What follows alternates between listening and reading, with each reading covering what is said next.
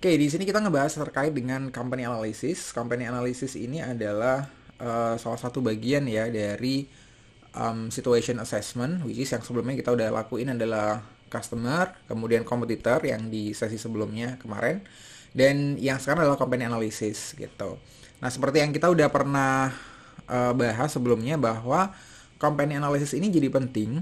Kenapa? Karena ketika company analysis ini bisa kita uh, analisis dengan baik, kemudian disandingkan dengan competition analysis ya di sini, kita udah berhasil nih untuk menganalisis kompetitor-kompetitor kita dengan framework yang kemarin kita pelajarin ya di sesi sebelumnya, maka kita nanti akan bisa memunculkan yang namanya competitive advantage gitu ya. Nah, competitive advantage itu memang dicari dari situ. Nggak hanya dicari dari apa yang kita bisa, tapi juga apa yang dari kompetitor itu mungkin nggak bisa mereka ngelakuin itu. Makanya itu dianggapnya adalah advantage buat kita gitu ya.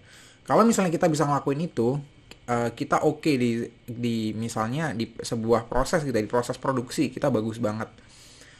Tapi kalau misalnya dari kompetitor juga bisa ngelakuin hal yang sama atau bahkan jadi lebih bagus, maka itu nggak bisa kita sebut competitive advantage gitu, karena proses produksi yang kita lakukan, kemudian juga nanti outputnya dari apa namanya dari produksi tersebut itu nggak lebih baik daripada kompetitor gitu. Itu kan berarti bukan advantage gitu ya, berarti itu adalah disadvantage kalau kita kalah sama sebelah gitu. Nah, makanya di sini jadi penting untuk bisa menganalisis dua-duanya itu ya, kompetitor sama company gitu. Itu untuk melihat competitive advantage kita. Nah, sedangkan kalau kita flashback jauh sebelumnya terkait dengan yang customer juga sangat penting ya, sangat sentris malah perannya di situation assessment ini, dalam hal ya kita nyediain produk buat mereka gitu ya, kita nyediain service buat mereka, dan kita harus bisa align sama apa yang mereka butuhin gitu sih. Jadi itu ya kenapa kita sekarang ada pada tahap company analysis di sini gitu, dan di minggu depan kita udah bisa masuk di bagian strategy formation kan. Nah, tapi kalau misalnya kita ngomong company, itu adalah kita sendiri. Jadi gimana caranya kita di sini bisa ngerti siapa sih kita sebenarnya, kita bisa apa, kemudian nanti kita juga punya apa, kita bisa create apa yang bisa kita deliver buat market. Nah, tapi di sisi lain kita juga harus pertimbangkan ada satu hal ya, yang disebut di sini namanya, nanti kita bahas, ada namanya dynamic capabilities. Jadi kemampuan kita untuk bisa terus beradaptasi ya, terus jadi dinamis, itu juga jadi penting. Gitu. Artinya gini, kita sekarang bisa jadi punya uang banyak gitu ya. Kita entah dapat pendanaan, entah dapat ngumpulin sama teman-teman, kita dapat uang banyak gitu. Misalnya let's say 10M. Nah, 10M bisa jadi di orang yang berbeda itu jadinya juga beda gitu ya. Jadi misalnya produknya pun sama gitu ya, 10M dihabiskan oleh si A gitu. Kalau si A itu orang yang nggak inovatif, ya cuman ya udah sih sekarang yang bisnisnya kayak gini, ya udah stick kayak gini terus gitu ya. Tanpa terlalu ngelihat apa namanya perkembangan baru di industrinya dia dan segala macam. Dibandingkan 10M yang dipegang oleh orang lain dengan produk yang sama, tapi dia orangnya cukup inovatif, bisa ngelihat market pergerakannya kayak gimana, kemudian bisa nyiapin resource-nya dia biar nanti sesuai dengan yang diharapkan gitu ya. Kalau misalnya oh nanti akan ada teknologi baru kayak gini, oh ya udah aku harus belajar di sini, atau aku harus invest di teknologi ini juga gitu ya, sehingga ketika nanti teknologinya itu jadi um, berlaku di mass market, dia udah ready gitu. Nah, itu adalah yang disebut dengan dynamic capabilities ya, nanti untuk definisi secara um, apa namanya secara rigidnya nanti akan ada di beberapa slide berikutnya. Nah, maka sebenarnya kalau kita ngomong terkait dengan internal capabilities ya, terkait dengan siapa kita, company analysis, maka alurnya seperti ini. Yang pertama adalah kita yang bahasanya ya, kalau di sini ke depan itu nggak akan lagi disebut sebagai company analysis. Cuman agar bab ini, agar chapter ini memudahkan buat kita untuk ngehubungin dengan framework yang tadi udah kita bahas di slide pertama ya, maka tetap kita sebut sebagai company analysis. Tapi sebenarnya topik di sini itu lebih ngebahas terkait organizational resource base gitu. Artinya organizational resource base adalah ya kita ngelihat company itu dari resource yang dia punya. gitu ya, dari resource yang dia punya. Resource itu apa aja? Resource itu semuanya ya sebenarnya. Resource itu semuanya. Jadi mulai dari yang pertama, mulai dari SDM gitu ya.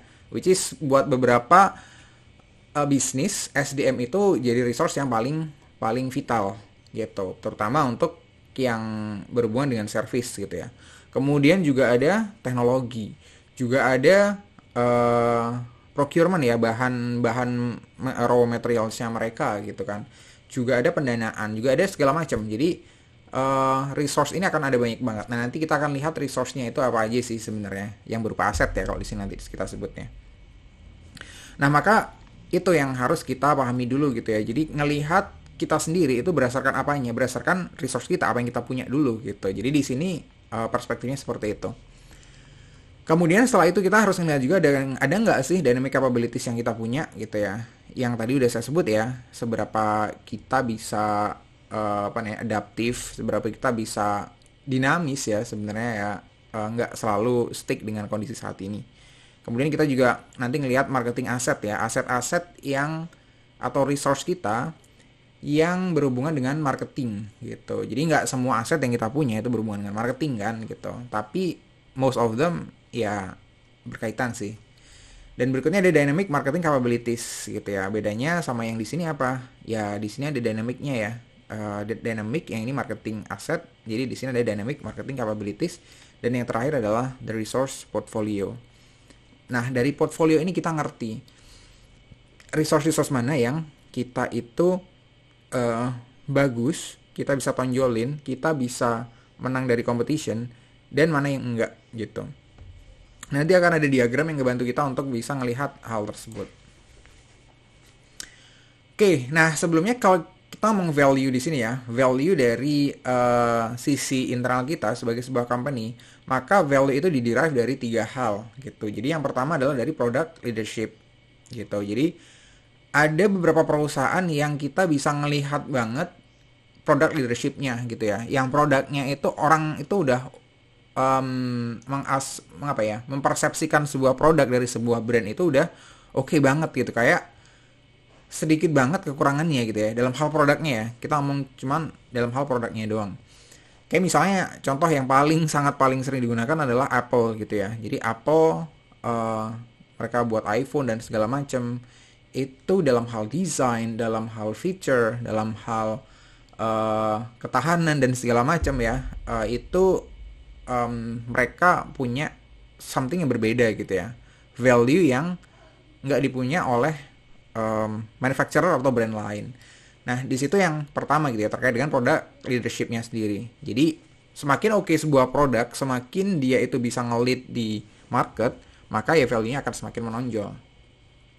Yang kedua terkait dengan customer intimacy ya. Customer intimacy ini bisa jadi ini ada lebih menonjol di perusahaan-perusahaan yang bergerak di bidang service gitu. Karena memang mereka yang biasanya in touch banget terkait dengan service-nya mereka ya. Jadi berhubungan dengan customer. Kayak misalnya contohnya adalah dunia perbankan gitu ya, yang so far menjadi standar gitu ya. Menjadi standar untuk hubungan dengan customer gitu kan. Bagaimana bank itu dari sejak tahun 90-an mungkin ya, itu pelayanannya itu udah exceptional gitu ya, berbeda dengan industri-industri lain gitu yang mungkin masih belum sampai sana gitu kan. Kemudian yang terakhir adalah namanya operational excellence gitu ya. Operational excellence ini yang nggak selalu bisa terlihat sama orang luar ya. Cuman orang luar bisa menangkap value-nya karena memang ada hasilnya ya, ada value-nya yang ketangkep itu bahwa oke, layanannya itu kayak seamless banget, bagus banget gitu ya. Jadi kayak nggak ada hal-hal yang mungkin kelihatan di situ kurang atau misalnya kelihatan buruk atau misalnya dalam hal SOP misalnya gitu ya. Ada hal yang nggak jelas SOP-nya dan segala macam gitu. Nah itu jadi nggak ada. Nah, itu yang kita sebut dengan operational excellence gitu. Jadi dari 3 hal ini itu ngedorong value yang kita bisa deliver buat di market ya. Jadi ini adalah 3 value disciplines kalau dari bukunya Hull ya. Nah Kalau kita ngomong terkait dengan tadi resource, kemudian kita juga ngomong terkait dengan competition, maka di sini ada namanya competitive positioning juga gitu. Jadi competitive positioning itu kayak gimana? Jadi competitive positioning itu adalah posisi di mana kita di tengah target market kita ya. Diingat ya, di tengah target market kita. Jadi bukan untuk the whole market gitu. Jadi kalau kita misalnya nge-target pengguna apa namanya internet banking gitu misalnya, usia milenial, usia Gen Z gitu ya, usia misalnya antara 18 sampai 32 tahun lah misalnya gitu ya. Itu yang jadi target market kita misalnya ya itu aja gitu, bukan di luar itu. Nah, di target market itu kita punya sebuah competitive advantage yang nggak dipunyain oleh brand lain gitu ya. Jadi contoh kalau misalnya yang mungkin mungkin saya ngerasakan ya value itu dari perusahaan lain sebenarnya, dari perusahaan yang saya menggunakan servisnya dia gitu kan. Salah satunya adalah Genius buat saya sih ya. Kalau dalam hal internet banking tadi itu. Saya ngerasa bahwa Genius ada satu competitive advantage yang saya belum temukan ya. Saya belum temukan dari beberapa service yang lain gitu. Cuman memang terbatas ya, yang saya coba kan paling cuman bank-bank yang umum gitu ya. Mungkin BCA, BNI, kemudian Mandiri, BTN gitu doang. Dan itu bukan sub-brandnya mereka yang kayak misalnya BCA adalah Blue gitu ya. Sebenarnya nggak terlalu apple to apple karena kalau kita ngomong tadi Genius itu adalah sub-brandnya dari BTPN kan. Nah, cuman kalau kita ngomong internet banking doang nih, kita ngomong brand atau sub brand gitu ya, let's say dalam hal fiturnya sendiri gitu. Kalau saya menemukan bahwa kalau di Genius itu ada salah satu fitur yang namanya e-card gitu ya. E-card ini kayak bisa ngegantiin kartu kredit gitu. Bahkan ya kayak kita sekarang nggak perlu punya kartu kredit gitu ya. Kalau kita nggak mau kreditnya ya, kartu kredit itu kan penggunanya macam-macam. Ada yang orang emang ngebutuhin buat penggunaan kreditnya biar bayarnya itu bisa kayak pay later gitu ya, bisa beli sekarang bayarnya nanti, atau beli sekarang buat dibayar dicicil gitu. Nah tapi kalau saya mungkin lebih kebutuhannya adalah menggunakan kartu kredit itu untuk pembayaran-pembayaran yang transaksi luar negeri gitu. Jadi kalau transaksi luar negeri kan kita biasanya diminta nomor Visa gitu ya, atau nomor Mastercard. Nah itu kan butuh kartu kredit, nggak bisa kita pakai nomor ATM kita yang ada di bank apapun gitu ya, maksudnya bank Mandiri gitu, kita ada nomor kartunya di situ, itu nggak bisa dipakai, harus yang Visa debit namanya. Nah itu yang saya temukan di Genius gitu ya, yang itu belum saya temukan di bank yang lain. Di BNI ada sebenarnya, cuman ada batasannya. Jadi ada batasan jumlah transaksinya juga kecil, kemudian berapa kali transaksinya juga cuman sedikit gitu. Jadi nggak memudahkan, menurut saya rada ribet sih gitu ya, nggak seseamless di Genius. Nah, itu yang di sini bisa kita sebut sebagai competitive advantage gitu ya. Untuk target marketnya dia gitu. Bisa jadi ketika itu di target market yang lain itu nggak jadi competitive advantage, kita orang nggak butuh itu. Let's say kalau misalnya kita ngomong buat pengguna yang usianya mungkin udah 40-an segala macam ya, mungkin mereka nggak pakai Genius gitu ya. Mungkin mereka nggak pakai Genius. Kalaupun pakai mungkin juga mereka udah punya kartu kredit ya, udah terbiasa dengan kartu kredit segala macam. Mereka udah biasa pakai kartu kredit yang mereka dibandingkan harus pakai Genius gitu kan. Ada di Genius emang kita masih harus transfer dari saldo utama kita ke kartu gitu kan, buat bisa dipakai gitu. Jadi beda penggunaannya kalau dengan kartu kredit. Kartu kredit itu nggak ada saldonya gitu kan. Kartu kredit itu udah langsung dipakai aja, nanti langsung kita ada hutang berarti berapa gitu. Nah itu yang kita sebut dengan competitive positioning ya, sekali lagi ya.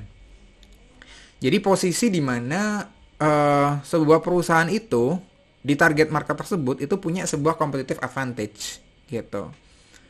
Nah yang jadi pertanyaan adalah apakah semua perusahaan punya competitive positioning? Jawabannya adalah enggak gitu ya. Enggak semua perusahaan punya competitive positioning.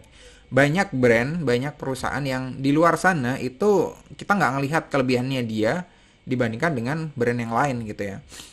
Nah karenanya kayak kita udah sering ngomong sebelumnya, barang-barang yang kayak gitu jatuhnya ke barang-barang yang komoditi gitu ya. Jadi orang nggak beli barang tersebut, nggak pakai jasa tersebut karena ada something value yang mereka pengen ambil yang nggak ada di brand lain, tapi karena ya udah sih sama aja kok sama brand lain gitu ya. Ya udah ambil ini aja. Kayak mungkin yang saya pernah contohkan adalah buat saya personally adalah air mineral ya. Air mineral tuh kalau saya masuk ke Indomaret ya ambil yang mana aja gitu, ambil yang Aqua boleh, Le Minerale boleh, yang apapun ya, Fit juga boleh gitu kan. Karena saya mungkin nggak terlalu sensitif dalam hal ngerasain air ya, cuman air doang gitu, pokoknya minum ya udah gitu sih. Dan dari segi harga kan paling selisih cuman ya Rp500, Rp300, Rp200 gitu ya. Ya kalau kita cuman beli satu gitu kan nggak terlalu matters ya ininya, selisihnya. Itu kira-kira terkait dengan competitive positioning gitu. Nah, di sini competitive positioning itu tentu tadi kalau kita ngomong competitive advantage itu kan kita harus ngerti kan apa sih yang kita punya gitu. Maka yang kita harus lihat lagi ya, balik lagi kayak tadi ya, resource-nya, resource based view of the firm. Jadi kita harus ngelihat resource-nya kita apa nih yang bisa kita provide, yang kita bisa lebih unggul daripada pesaing di pasar nanti gitu. Dan yang kedua ada yang namanya market orientation ya. Market orientation ini gimana caranya kita ngelihat sebuah market gitu kan. Gimana caranya kita ngelihat sebuah market mau kemana sih kita nanti gitu kan. Apakah kita mau jadi nge-lead di market tersebut atau kok enggak gitu. Atau kita emang tadi ya kayak jadi ya kenapa harus ada competitive positioning ya kalau misalnya barang kita laku-laku aja gitu ya. Kita market share-nya juga aman-aman aja menurut kita gitu. Kita udah bisa untung dari situ gitu. Kita nggak perlu jadi leader gitu ya untuk sebuah produk untuk ngedapetin untung. Goalnya kan sebenarnya untung ya. Goalnya sebenarnya memang kita bisa cuan gitu di endingnya. Nah untuk bisa cuan ini apakah kita harus jadi nomor satu gitu ya, harus yang paling bagus, harus yang kelihatan banget gitu? Jawabannya kan sebenarnya enggak ya. Jawabannya sebenarnya enggak. Bisa jadi orang yang cuma beli karena dia butuh. Udah itu aja selesai gitu. Itu sih terkait dengan competitive positioning di sini ya. Nah mungkin nanti setelah marketing resources saya buka Q&A ya kalau ada yang masih miss. Nah berikutnya adalah dynamic capabilities. Ini yang tadi saya sebut sebenarnya gimana perusahaan itu bisa lebih simpelnya lebih inovasi sih ya, lebih bisa bergerak, lebih bisa dinamis gitu. Kalau di sini kan lebih ke kapasitas sebuah organisasi, gimana perusahaan tersebut atau brand tersebut itu bisa create, bisa extend, bisa modify gitu ya resource base-nya mereka gitu. Jadi resource base ya tadi itu ya resource-nya mereka. Nah di sini ada kata yang mungkin perlu, kalau yang tengah ini kayaknya nggak gitu penting ya, yang bawah ini kayaknya yang cukup penting. Jadi perusahaan itu harus selalu aktif untuk recreate ya, artinya untuk ya nggak bisa gini doang gitu. Perusahaan itu harus selalu bergerak gitu kan. Harus ada something yang kita bisa lihat dari luar, yang itu bisa jadi opportunities dan itu kita tangkep gitu ya. Nggak sekedar kita ngelihat oke, ada opportunities ya udah sih itu mungkin nanti diambil sama perusahaan lain, ya udah kita nggak usah ikut-ikutan gitu. Nggak bisa kayak gitu terus gitu. Nah gimana sebuah perusahaan itu bisa fleksibel, bisa dinamis, itu jadi penting gitu. Jadi perusahaan yang statis pasti punya life cycle yang lebih pendek ya daripada perusahaan yang dinamis ya. Kita ngomong perusahaan ya, bukan ngomong produk life cycle gitu. Jadi perusahaan yang bisa lebih dinamis, oke, kalau misalnya ada perkembangan teknologi harus lompat lagi gitu ya. Jadi harus selalu bisa nyiapin untuk kemungkinan-kemungkinan tersebut. Nah ini kan kalau bisa kita ambil contoh gitu ya, salah satunya adalah ada perusahaan-perusahaan yang memang perusahaan besar sebenarnya, pernah besar banget, berjaya di eranya mereka, cuman saat ini mereka udah nggak ada gitu ya. Bisa kita sebut nggak ada. Jadi walaupun brandnya ada gitu ya, cuman itu bukan brand yang kita dulu kenal gitu. Mungkin bukan kita ya, saya mungkin generasi saya gitu kan. Jadi kayak misalnya let's say adalah brand Nokia gitu. Saya pernah berada di era bahwa Nokia itu adalah kayak satu-satunya brand gitu ya. Jadi kayak brand lain itu lewat gitu ya. Kalau sekarang tuh kayak apa ya? Ya mungkin lebih mirip kayak iPhone gitu ya. Lebih mirip kayak iPhone gitu. Kayak dia itu bener-bener super banget gitu. Jadi dibandingkan dengan kompetitornya, kayak kompetitornya itu kayak nggak ada gitu ya. Kalau iPhone sekarang sih mungkin masih dalam hal market share masih nggak sedominan Nokia zaman dulu ya.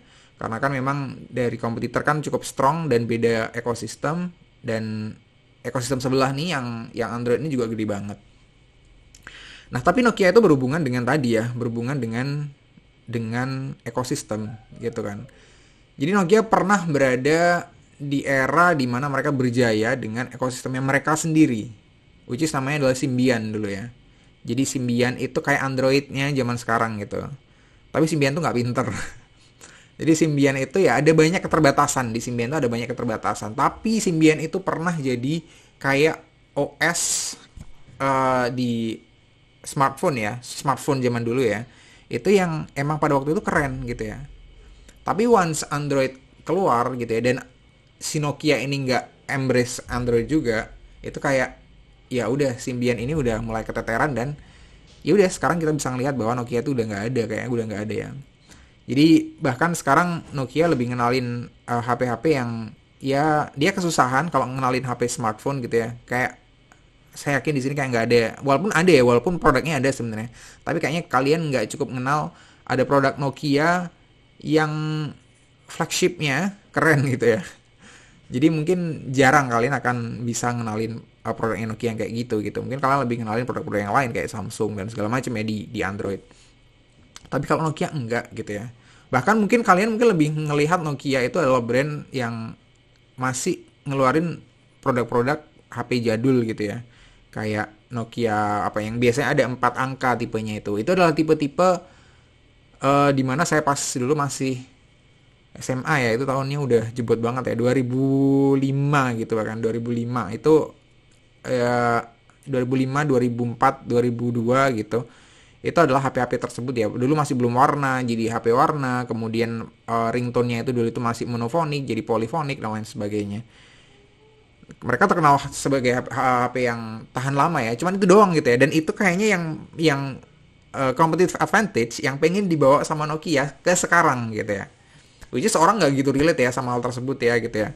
Jadi kayak yang ngapain harus beli HP yang meskipun kuat gitu ya, meskipun tough, tapi fiturnya terbatas gitu. Buat apa gitu? Orang sekarang 1 juta kalau misalnya mau beli HP yang Android, yang smartphone yang bisa dipakai buat ngapain aja gitu ya. Bisa Spotify, bisa YouTube, bisa segala macam walaupun agak lemot ya 1 juta. Tapi udah dapet daripada beli-beli yang mungkin ratusan ribu harganya di Nokia tadi, tapi fiturnya jauh lebih terbatas. Nah, maka marketnya sekarang sangat minim. Kalaupun ya saya bisa ngelihat bahwa brand tersebut udah nggak ada gitu ya. Nokia tuh udah nggak ada, itu kayak cuma nunggu waktu doang untuk mereka benar-benar nggak ada gitu. Itu adalah Nokia. Yang salah satunya lagi yang setelah eranya Nokia itu sempat, mungkin kalian sempat relate ya kalau satu brand lagi ini adalah di eranya smartphone itu si BlackBerry ya. Di BlackBerry gitu. BlackBerry tuh pernah jaya banget ya, pernah wow banget di masanya gitu ya. Jadi kalau orang tuh nggak punya BlackBerry tuh kayak kudet gitu ya. Nah, sekarang udah nggak ada lagi kan. Jadi BlackBerry itu udah tutup gitu, udah selesai brandnya gitu. Karena ya itu tadi ada hal-hal yang secara teknologi ya, memang mungkin nggak mudah ya. Tentu nggak mudah untuk brand-brand kayak gitu untuk selalu jadi yang terdepan gitu kan. Karena teknologi ini cepet banget, kenceng banget gitu. Dan hanya perusahaan-perusahaan yang punya resource yang sangat-sangat besar dan aksesnya juga sangat-sangat luas yang bisa tetap eksis di situ gitu. Makanya ya dari segi ekosistemnya Android ini kayak nggak terkalahkan ya. Android itu kayak jadi the only OS gitu kan. Ya di samping si Apple ya. Apple kan bisa dipakai cuma di Apple doang gitu kan, nggak bisa diinstal di HP saya gitu yang Android misalnya kan nggak bisa. Tapi kan Android sendiri itu kan dari sisi ekosistem itu bisa berkembang sampai dengan saat ini gitu ya, yang jadi dominan banget. Kita nggak ngomong brand HP-nya, tapi dari ekosistemnya itu kan dukungan resource-nya itu kan gede banget gitu ya, which is memang gede ya dari Google ya. Nah makanya itu yang harus kita lihat ya. Oke, kenapa ini jadi gede ya, karena mereka di back sama resource yang gede juga gitu, adalah si Google. Nah kalau kita ngomong resource tadi, jangan kita cuma terbatas pada duit aja gitu ya, enggak gitu. Jadi yang namanya resource itu banyak banget, yang namanya asset itu luas banget. Nanti akan kita lihat terkait dengan asetnya ya. Oke, di sini terkait dengan marketing resources ya. Jadi marketing resources itu ada 3 di sini ya kalau kita breakdown tadi. Jadi kayak yang ini kan sebenarnya adalah potongan dari diagram yang kita tadi kalau nggak salah ada di slide yang kedua ya. Dan di situ ada yang istilahnya ada marketing asset gitu ya. Kemudian ada marketing capabilities dan ada dynamic marketing capabilities. Nah, sebelum ini tadi kan kita udah ngebahas yang dynamic capabilities ya, bukan yang khusus di marketingnya. Gitu. Jadi ini panahnya dari mana nih? Maksudnya panahnya kan atas bawah ya. Kita ngebacanya dari mana? Dari bawah ya. Jadi dari marketing asetnya dulu.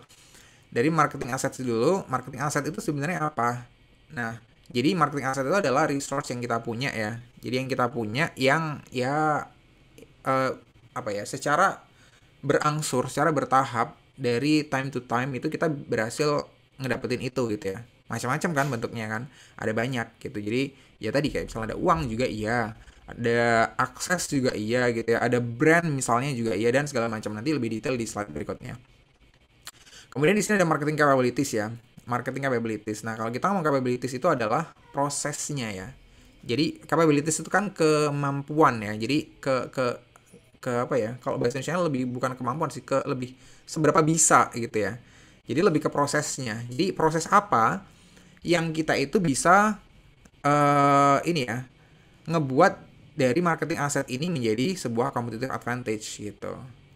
Karena tadi kayak saya sebut ya, kita punya marketing aset yang sama. Misalnya saya nih sama Eni, Manviro gitu ya, sama-sama dikasih uang 10M gitu ya. Jadinya bisa beda gitu ya. Jadinya bisa beda ketika capabilities yang kita beda gitu kan.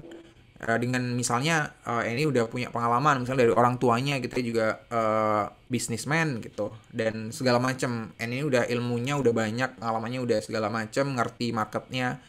Nah, maka akan beda dengan saya gitu ya. Sama-sama punya uang 10M tapi jadinya beda gitu. Itu adalah marketing capabilities. Dan yang terakhir adalah dynamic marketing capabilities. Nah, tadi ya kata kuncinya kalau di sini berarti dinamis ya. Kita bisa adaptif terhadap perubahan gitu ya. Biar kenapa? Biar competitive advantage-nya itu nggak cuman ada di saat ini aja, tapi ada di jangka panjang. Atau bahasa kerennya adalah berkelanjutan ya. Makanya istilah yang kita pakai akhirnya adalah Sustainable Competitive Advantage gitu ya, SCA ya.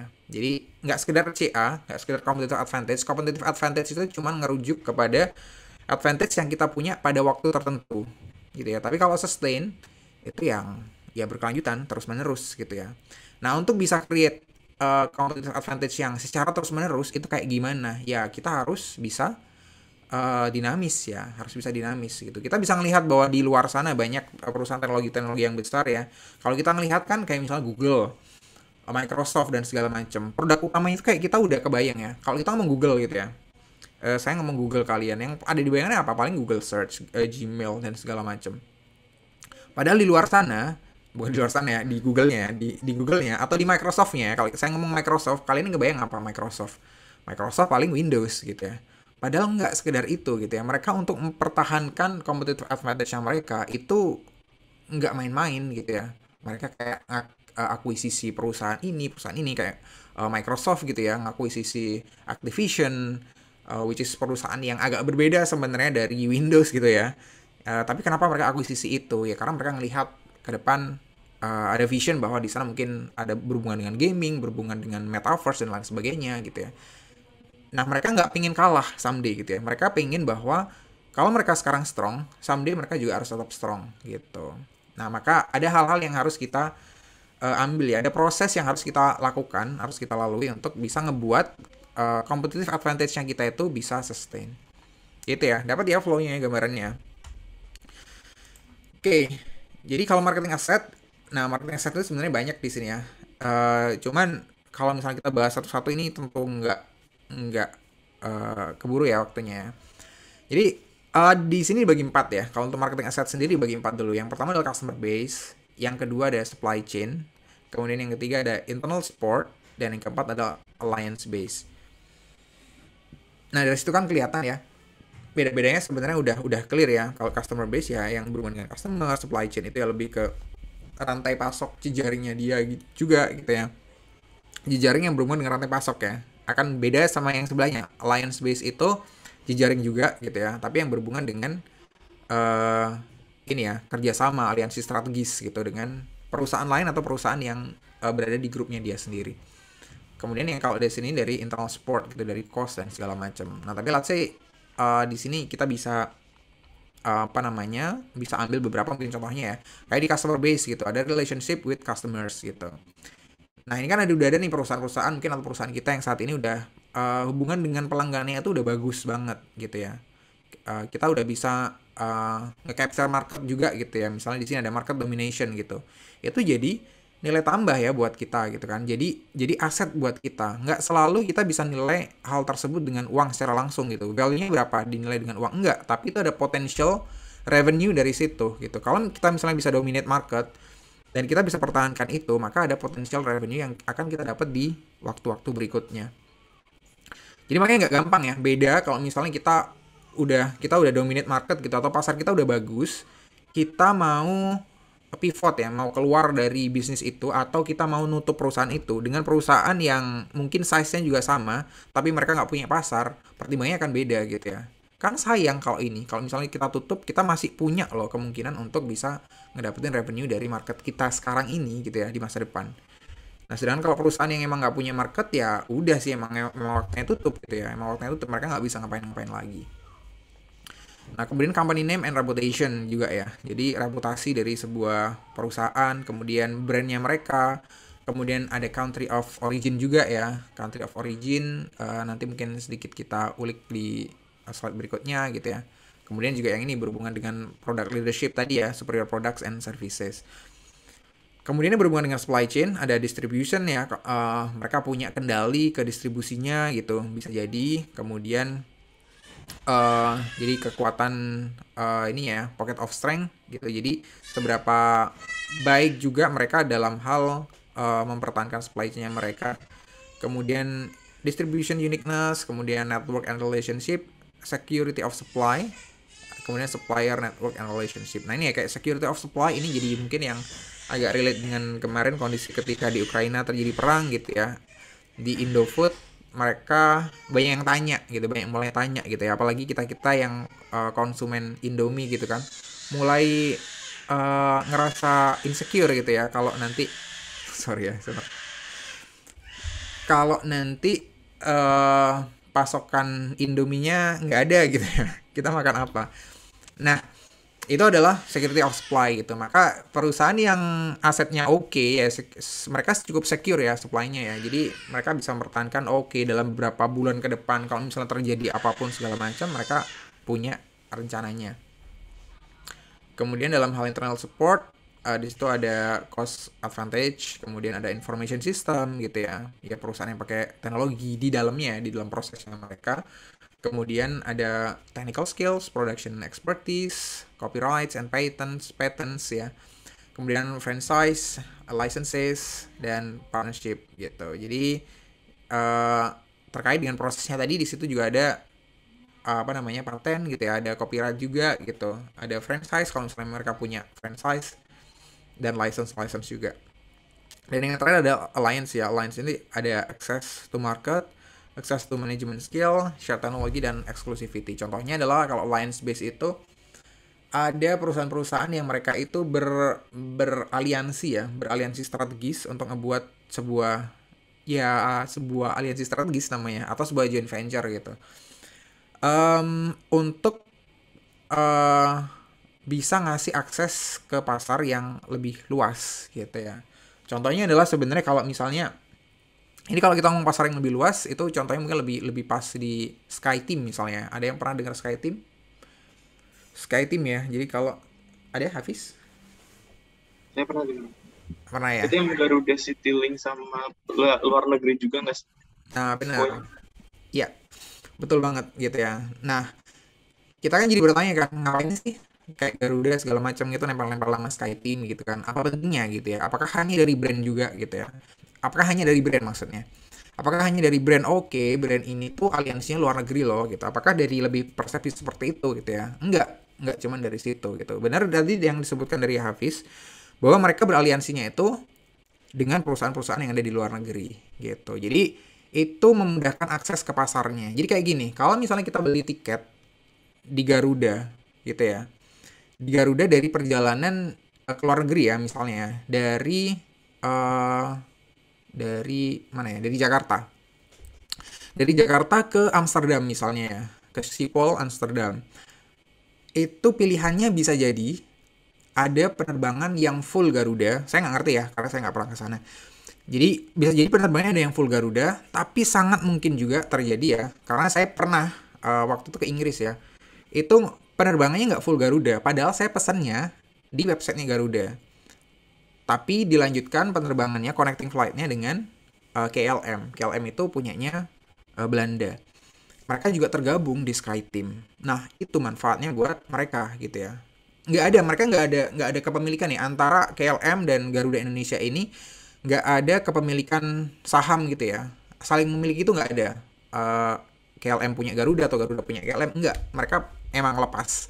Tapi mereka beraliansinya di SkyTeam-nya gitu. Jadi SkyTeam ini kayak organisasi yang tadi itu salah satu benefitnya adalah ketika bergabung ya mereka bisa connecting flight-nya itu adalah maskapai-maskapai yang ada di dalamnya gitu. Jadi kan dari KLM-nya enak dong udahan gitu ya. KLM-nya nggak dari websitenya dia loh, dia itu ngedapat penumpang jurusan dari let's say dari Singapura ke Inggrisnya gitu ya. Karena kan kita mungkin dari Garuda cuma serve dari sini ke Singapura, dari Singapura ke Inggrisnya itu pakainya KLM gitu. Nah, itu yang dimaksud dengan alliance base di sini yang hubungannya dengan access to market gitu ya. Nah, cuman alliance base itu nggak cuma access to market ya. Di sini juga ada share teknologi dan banyak yang lainnya juga gitu. Kita bisa ngeliat lah kalau misalnya perusahaan-perusahaan apa namanya perusahaan yang startup gitu ya, kayak tadi apa namanya perusahaan-perusahaan yang mengakuisisi perusahaan lain untuk bisa jadi lebih gede. Mereka bisa dapetin teknologinya, terus mereka juga bisa dapetin patennya mereka gitu ya. Itu udah umum dilakukan oleh perusahaan-perusahaan yang biasanya gede-gede banget sih emang. Nah itu ya terkait dengan marketing aset. Nah ini contoh ya tadi kalau country of origin gitu ya. Ini udah umum banget gitu ya. Kalau di iPhone kan kita ngerti ya di situ ada design by Apple in dibuatnya di Cina gitu ya. Ini kayak cuman ya buat orang seneng aja gitu ya bahwa emang didesainnya di apa namanya di luar gitu ya, nggak di luar Cina maksudnya gitu ya. Jadi nggak orang tuh nggak ngelihat oh ini kan made in China gitu ya, nggak kayak gitu banget gitu ya. Padahal HP-HP yang lain juga made in China ya fine fine aja gitu.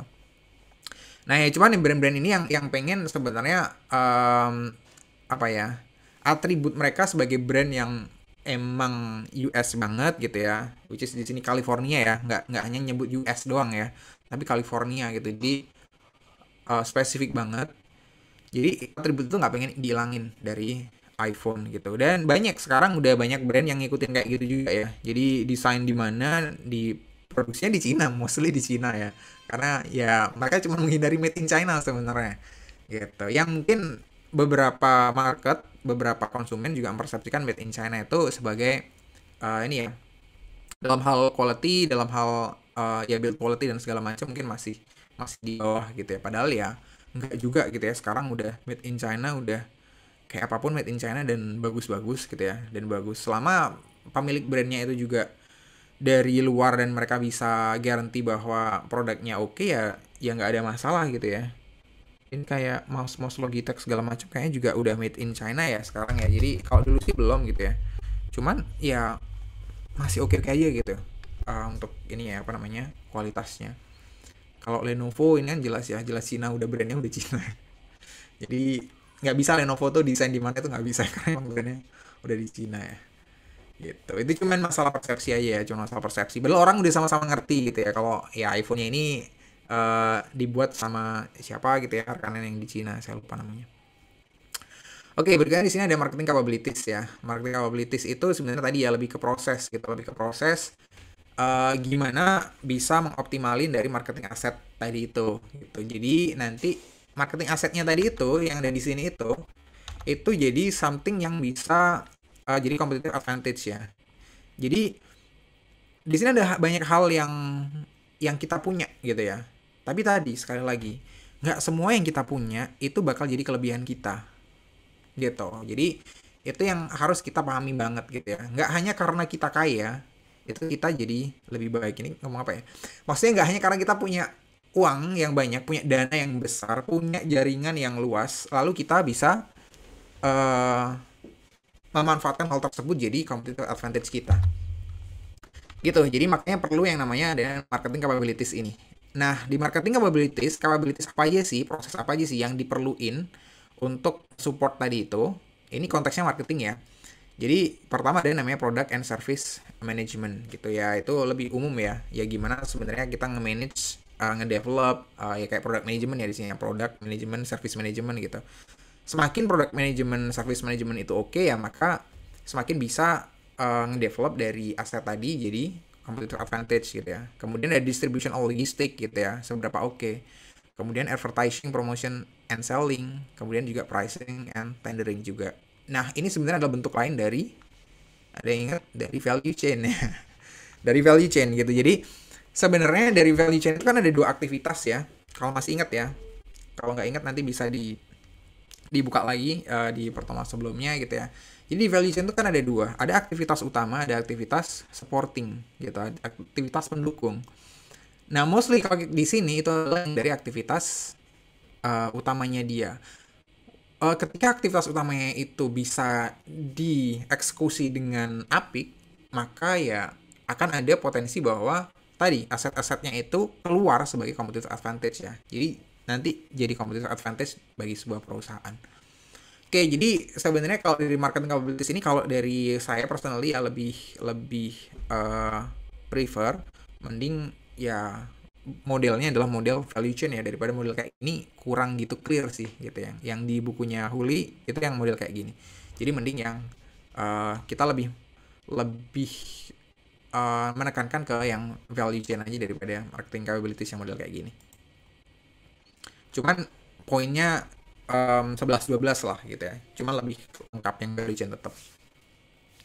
Nah, kemudian ini adalah dynamic marketing capabilities gitu. Jadi tadi ya, jadi setelah kita udah punya competitive advantage, gimana caranya kita competitive advantage-nya ini biar bisa tetap em, apa ya, tetap ada gitu ya, tetap nanti berkelanjutan sampai dengan kapanpun gitu ya. Namanya sustainable, berkelanjutan itu ya sampai sampai nggak definitif gitu ya, sampai kapanpun.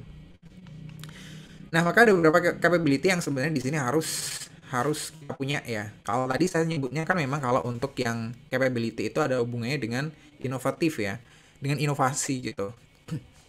Kalau yang lebih lebih lebih nempel di saya memang dynamic ini lebih lebih ke inovasi gitu. Tapi ternyata enggak gitu. Ternyata kalau menurut Huli di sini ada tiga capability yang harus dipunya ya prosesnya di sebuah perusahaan. Jadi kayak misalnya di sini adalah absorptive ya. Absorptive itu adalah capability yang berhubungan dengan market sensing. Kemudian learning juga.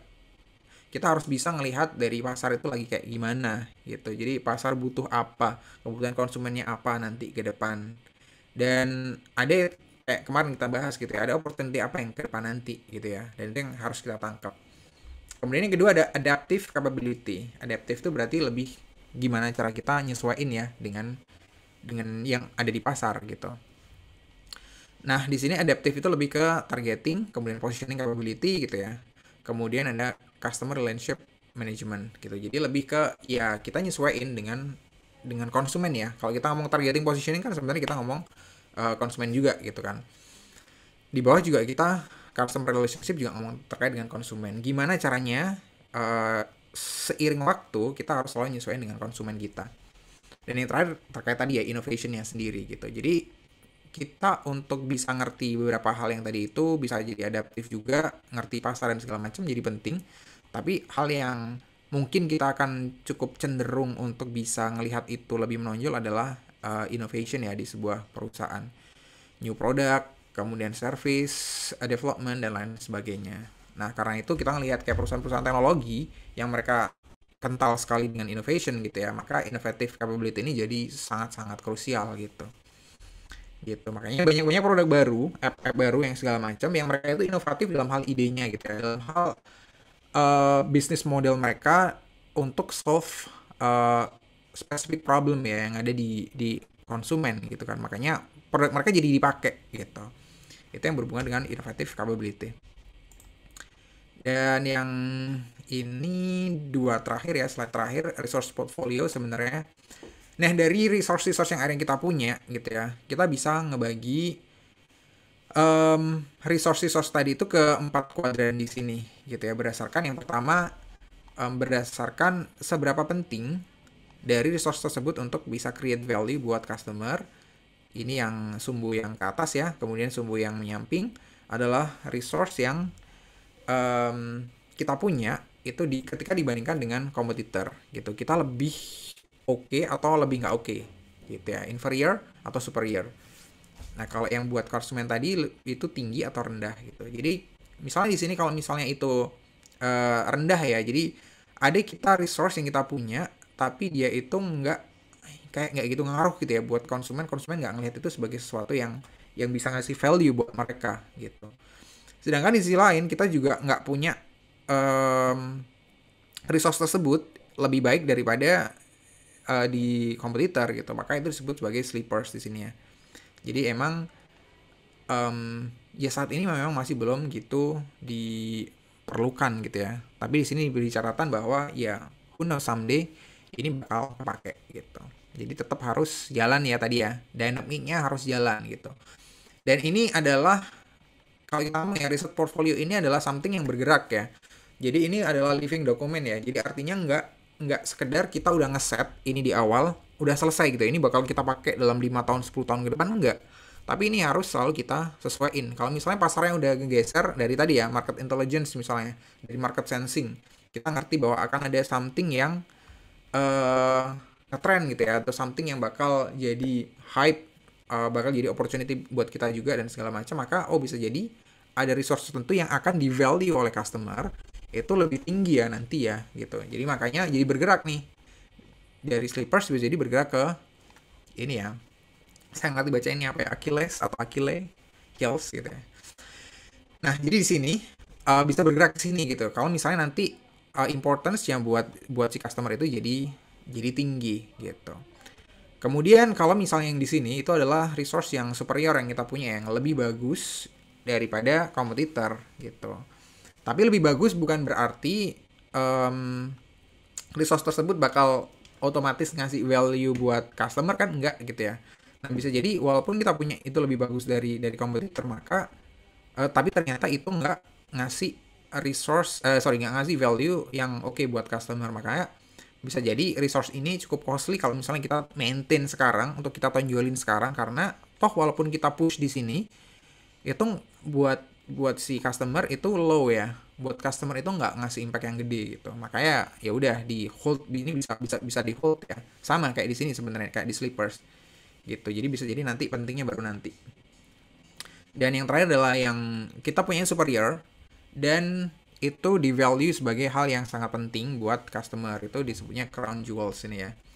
Jadi ini yang ngebedain kita, ini yang disebut benar-benar sebagai competitive advantage itu yang ada di sini gitu. Jadi kita paling oke di antara kompetitor. Di saat yang sama hal yang oke tersebut itu dipersepsikan sebagai sesuatu yang positif sekali ya oleh konsumen ya. Konsumen emang nyari itunya gitu ya, nyari hal positifnya itu. Jadi itu ada yang di crown jewels gitu. Nah ini sebenarnya cuman diagram buat kita ngebantu ya, ngebantu untuk mengklasifikasikan dari resource-resource yang kita punya gitu. Jadi jangan sampai ada resource yang kita optimalin tapi ternyata dia ada di black holes ini ya. Kita kayak nonjolin itu banget, berusaha ngedorong itu banget, tapi sebenarnya konsumen nggak butuh gitu ya. Konsumen tuh nggak butuh mungkin misalnya sebuah feature gitu ya, atau sebuah produk tertentu gitu ya yang kita berhasil create dari sebuah resource gitu. Nah, jangan sampai kejebak yang di sini gitu ya, black holes ini terutama. Makanya di sini namanya black holes. Itu jadi kita usahakan dicari yang di sini dulu, crown jewels-nya kita apa gitu. Tapi emang tadi ya seperti yang saya sebut di awal banget, nggak selalu ada, nggak selalu punya ya, nggak setiap brand tuh punya crown jewels. Bisa jadi ya brandnya biasa aja gitu ya, nggak yang beda banget gitu dengan yang lain gitu. Ya itu tergantung dari strateginya ya, tergantung nanti strategi secara keseluruhan. Dan ini adalah bagian yang terakhir ya, developing and exploiting resources.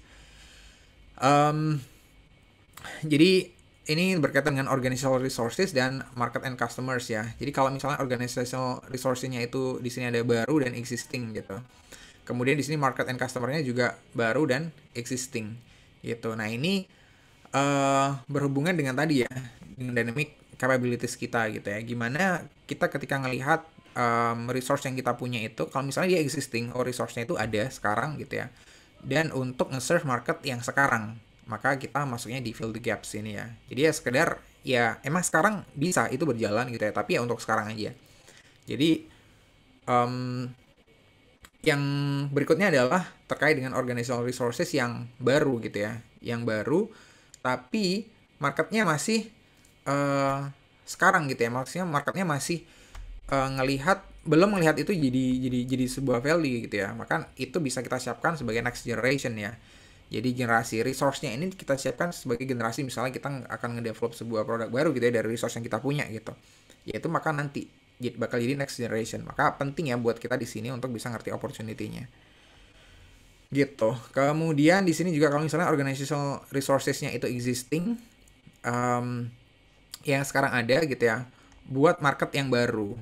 Nah, artinya kita sebenarnya masuk ke market yang baru gitu ya. Bisa jadi kayak misalnya kita expand ke market yang lain gitu ya dengan existing resources kita gitu ya.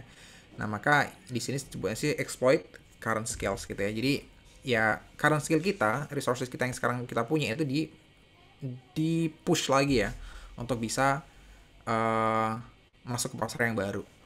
Dan yang terakhir adalah di sini kalau organizational resource-nya itu new dan market and customer-nya itu juga new, maka ada yang namanya diversified opportunities gitu ya.